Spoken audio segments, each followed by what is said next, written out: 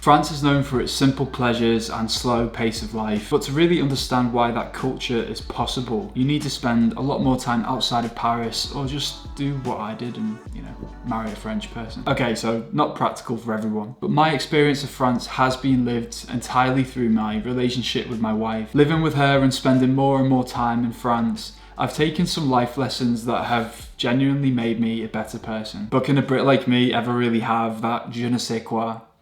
Well, je ne sais pas. Honestly, the simple and mindful approach to life that we associate with being French doesn't come naturally to me, but the more I lean into it, the more I love it. Learning to appreciate the little things in life has opened up a world of sights, sounds and tastes. Whether it's taking time out in the middle of the day for a petit goûter, essentially afternoon tea with profiteroles, terrace dining with fine wine, or just the amount of space that's afforded to people. The French way of life just allows you to take your time and enjoy your surroundings. Even in Paris, buildings are all designed so that they can never be taller than the Eiffel Tower, and that's created this city where you can always see the sky no matter where you are. Even in such a crowded city, that gives you the ability to feel free that you don't get in London, even the likes of Manchester. At first, as a Brit, you will feel some resistance to the pace of life. It's not always that easy to get things done. Shops are closed when you really would think they'd be open. But if you allow yourself to get into the flow and truly embrace the French pace of life, it can be really, really good. It's not to say that we don't know how to appreciate things in the UK. I think we obviously do. But I do think that the French place a much greater emphasis on substance over style. The UK is an incredibly convenient place to live, but we have such a rampant consumer culture. Perhaps we're not nearly materialistic enough. Minimalism has been a massive pushback on consumerism over the past 5 years. But in comparison to the UK, the French have always been minimalists. Whether it's food, architecture or clothing, French people really care about what they're consuming. And they manage that despite, or maybe even to ensure, that French products are of the absolute highest quality. French chic is understated, confident and well made. I definitely can't pull it off. But that care for materials means that there's also a genuine interest in where they come from. From cereals and cattle farming in Normandy all the way to the vineyards of the south, France's regional economies rely heavily on agriculture. So it's natural that people show the utmost respect for the land and its produce. Buying local is something we've been forced to re-engage with here in the UK because of its environmental benefits. But in France, it's always been a source of national pride. And living with a French partner for so long has really instilled in me a respect for French cuisine, but ultimately French produce. Making jam from wild berries with her dad has been one of my favourite memories in France. I was going to show you some, but I've got no idea where it got to.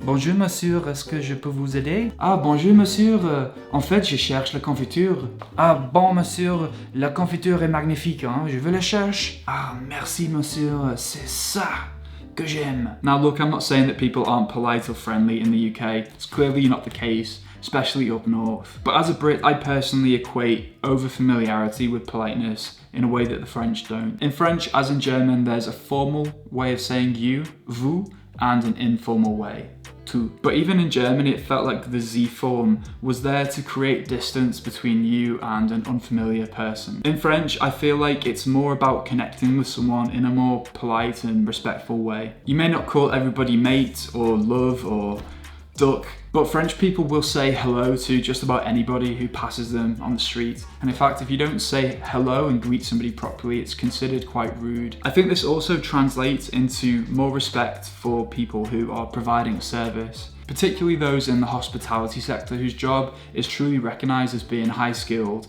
and essential to the economy, both in terms of social interactions and in terms of pay. It's a stark contrast to the 0-hour contracts and the poor working conditions that many people in the UK have to put up with. So let's talk about attitude to work in general, because France is simultaneously one of the world's largest economies and also one of the most equal in terms of pay in Europe. Strong workers' rights movements have a habit in ending in lengthy strikes, which can grind certain industries to a complete halt at certain times. But on the other hand, they have been successful at capping the French working week at 35 hours and granting French workers the right to disconnect from emails outside of work. Whereas the UK has deregulated itself into oblivion over the past couple of decades, France has really protected its workers and its industry. I've never worked in France, so I'm sure there are many many downsides to French working life as well. But I do believe these policies can only contribute to a better work-life balance and stronger peace of mind. When you work in London, it's so easy to get sucked into your work and for that to become